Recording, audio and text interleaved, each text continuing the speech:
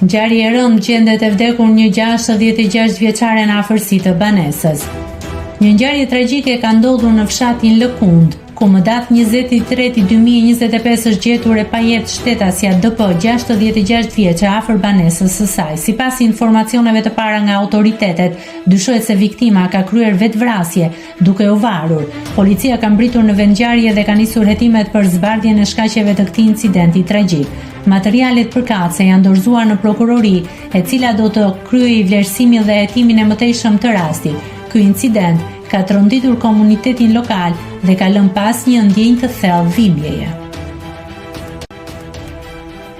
Nëse klikoni mbi butonin subscribe, do t'ju shfaqen të gjitha publikimet tona. Ju ftoj t'i bëni subscribe kanalit, të pëlqeni videot dhe të lini komentin tuaj.